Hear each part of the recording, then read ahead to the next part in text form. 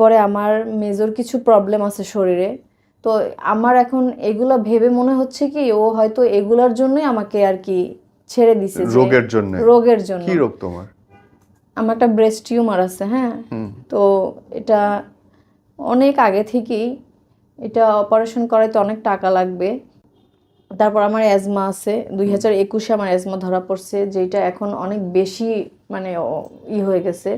তো এটা নিয়ে আমার মাসের মধ্যে মনে হয় 15 দিনই হসপিটালে দৌড়াইতে হয়। যেমন আমি বেশি টেনশন করলে, ডক্টর বলছে যে বেশি টেনশন করলে বা হাইপার হয়ে গেলে এটা হবে, বা ঠান্ডা, এই একটা সমস্যা।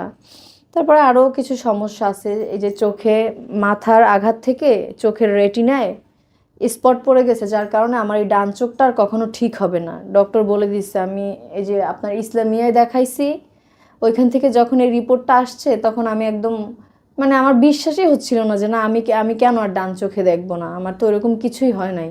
তুমি কি ডান চোখে দেখো না? না, দেখি না বলতে দেখি মানে একদম অল্প অল্প দেখি, ছায়ার মতো।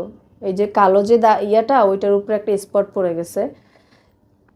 আর এরপরে দেখাইছি, ওটা কেমন করে হয়েছে? এই যে ডক্টর বলছে যে এটা তোমার হয়তো চোখে আঘাত খাইছে অথবা মাথায় আঘাত খাওয়ার ফলে হইছে। মাথায় আঘাত খাইছিলা? হ্যাঁ। কিভাবে? এইভাবে, ওই যে মারামারি করতে গিয়ে হচ্ছে গিয়ে আমি দেয়ালের সাথে এইভাবে বাড়ি খেয়েছিলাম, তখন আমার একসাথে ব্রেনটেও